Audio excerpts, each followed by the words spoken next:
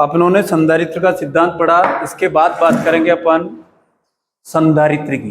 तो कौन सा संधारित्र? एक संधारित्र है जो आता भी है। क्वेश्चन लिखो आप, समांतर प्लेट संधारित्र क्या है? समांतर प्लेट संधारित्र क्या है? इसकी धारिता के लिए व्यंजक ज्ञात कीजिए। ये अपनों ने संधारित्र के प्रकार में एक संधारित्र की बात कर रहे हैं, और सिंपल संधारित्र की परिभाषा मतलब क्या हो गई? बिना परिवर्तन किए धारिता को बढ़ाया जा सकता है। आंसर में लिखो,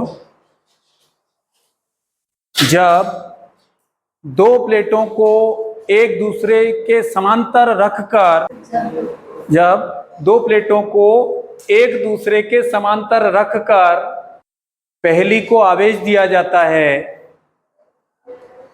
और दूसरी को पृथ्वीकृत किया जाता है तो इस निकाय को समांतर प्लेट संधारित्र कहते हैं। सीधी सी परिभाषा है, दो प्लेटें एक दूसरे के समांतर रख दो भैया, और क्या करना है? एक को आवेश दे दो, एक को पृथ्वीकृत कर दो, तो ये हो गया आपके पास समांतर प्लेट संधारित्र। ठीक है ना? अब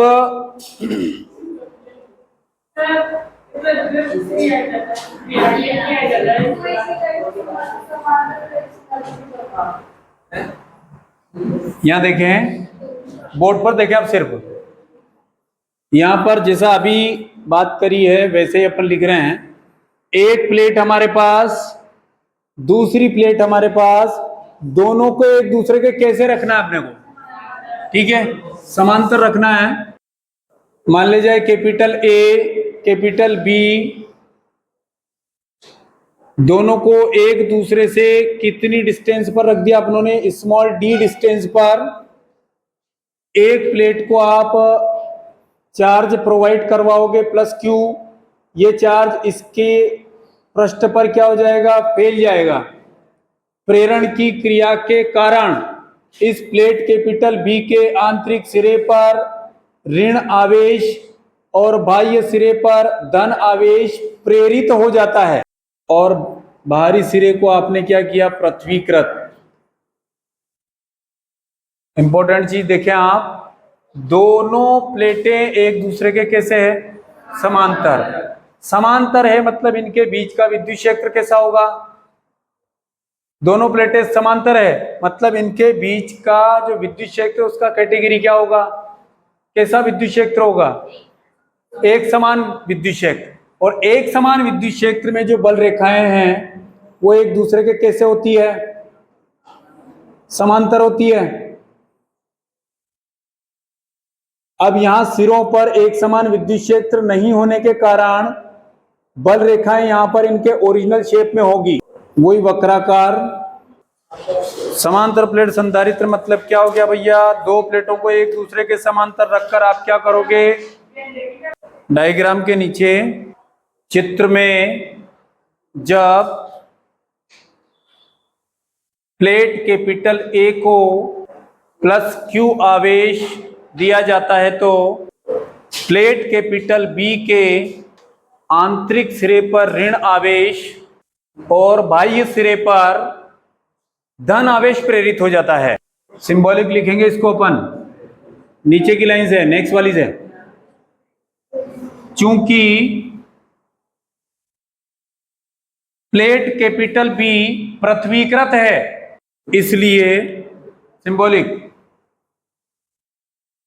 प्लेट कैपिटल बी पर प्रेरित संपूर्ण धन आवेश पृथ्वी में चला जाता है और प्लेट पर ऋण आवेश शेष रहता है, जिससे संधारित्र की धारिता बढ़ जाएगी। अब देखिए, अपनों ने गाउस प्रमेय के अनुप्रयोग पढ़े थे क्या? गाउस प्रमेय के अनुप्रयोग पढ़े थे अपनों ने। उसमें एक टॉपिक करा था अपनों ने, कौन सा? समतल चादर वाला। समतल चादर के कारण विद्युत क्षेत्र की तीव्रता गाउस प्रमेय का उपयोग करके, ठीक है ना? तो उसका व्यंजक क्या आया था वो बताओ। हाँ, सिग्मा बटे 2 एप्सिलॉन नॉट, यही था। हमने बात करी थी गाउस प्रमेय का उपयोग करके किसी समतल चादर के कारण विद्युत क्षेत्र की तीव्रता की गणना। जो हमारे पास क्या मिला था, E बराबर सिग्मा के बटे में 2 एप्सिलॉन नॉट। ठीक है, नीचे एक लाइन लिखो आप। उपरोक्त स्थिति में, उपरोक्त स्थिति का मतलब जो चित्र दिया है वो, उपरोक्त स्थिति में दोनों प्लेटों के मध्य विद्युत क्षेत्र की तीव्रता निम्न होगी। यहां देखें, E बराबर सिग्मा के बटे में 2 एप्सिलॉन नॉट। 2 नहीं लिखा मैंने, क्यों? वहां पर जो प्लेट थी हमारे पास, जैसे मान लीजिए ये प्लेट है, तो इसके इधर की साइड और दोनों पृष्ठ स्वतंत्र हैं, इसके दोनों सरफेस फ्री हैं। तो दो सरफेस, जो चार्ज था हमारे पास, वो चार्ज दो सरफेस में डिवाइड हुआ था। ठीक है, यहाँ केवल अपने पास एक एक सरफेस काम में आ रहा है, एक सरफेस काम में नहीं आ रहा है। तो इसके बीच में जो एक समान विद्युत क्षेत्र है उसकी अपन बात कर रहे हैं, इसलिए सिग्मा अपॉन एप्सिलॉन नॉट। 2 क्यों नहीं आया पता रहे। Since sigma is equal to Q by A, बोलो क्या है ये, बोलो क्यू बाई ए, पृष्ठीय आवेश घनत्व। ठीक है, रीजन लिखोगे आप, पृष्ठीय आवेश घनत्व शॉर्ट में लिखा है। ये वैल्यू ऊपर अप्लाई करो आप, तो E बराबर में कौन Q by A epsilon not आएगा। ये इसको कोई इक्वेशन दे दो आप, आपको निकालना क्या है, धारिता। अब ये अपने पास तीव्रता, दोनों प्लेटों के बीच में कोई न कोई विभव में अंतर रहेगा क्या। फिर से सुनो, दोनों प्लेटों के बीच में कोई न कोई विभव में अंतर रहेगा क्या, नहीं रहेगा।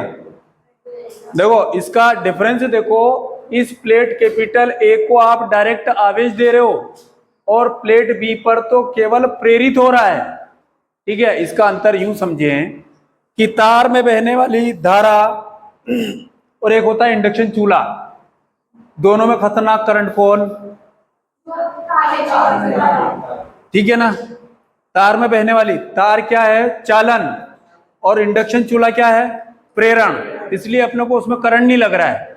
तो यहां दोनों प्लेटों में से ज्यादा विभव किसका रहेगा, एक तरीके से एक का रहेगा, डायरेक्ट चार्ज जा रहा है अपने पास, और यहां पर कम, यानी कि विभव में अंतर रहेगा क्या, तो विभवांतर अपन बात कर रहे हैं।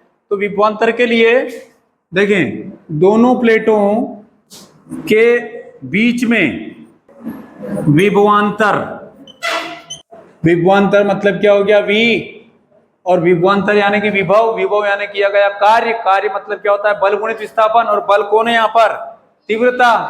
तो तीव्रता हो गई आपके पास E, और विस्थापन क्या होगा, D, और क्या, जितनी दूर दूर दोनों प्लेटें हैं उतना ही तो एकांक धन आवेश से डिस्प्लेस होकर जाएगा। तो क्या हो गया, ये चीज हो गई है। इसको कोई भी समीकरण दे दो आप। दूसरी हो गई समीकरण 1 से मान रख दो इसमें, ये एक वाला E का वैल्यू उधर पुट कर दो। समीकरण 1 से मान रखने पर V बराबर क्या, E का value Q by A epsilon not, into में कौन आएगा, D। हमें निकालना क्या है, कैपेसिटेंस, धारिता। तो कैपेसिटेंस के लिए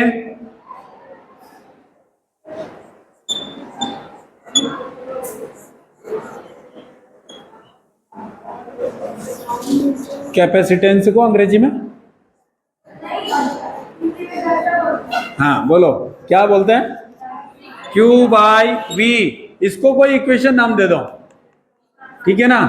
तो यहां पर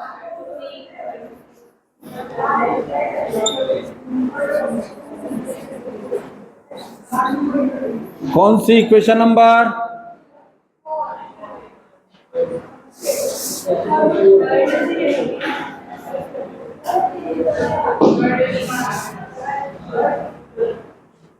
V कहां से लिखोगे?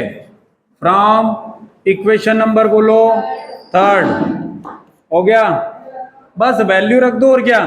तो C बराबर Q यहीं पर है और मिलने वाला क्या है? V का पूरा वैल्यू अप्लाई कर रहे हैं, Q by A epsilon not. Epsilon not क्या है मालूम होना चाहिए, V कैंसिल हो जाएगा ना, तो क्या मिलने वाला है? ये अपॉन के अपॉन में, इसलिए इनवर्स होकर A epsilon not by D। ये आपके पास धारिता आई है, धारिता मतलब कौन?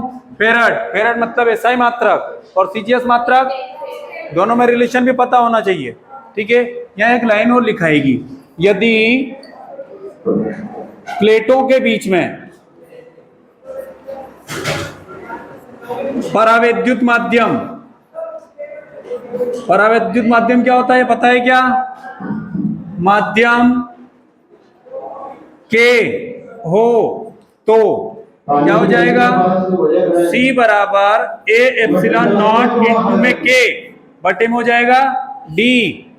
ऐसा ही पद्धति में मात्रक हो जाएगा फेरड। फेरड और सीजीएस क्या हो जाएगा? स्टेथ फेरड, ठीक है। ये काय की बात करी अपनों ने? समांतर प्लेट संधारित्र की धारिता।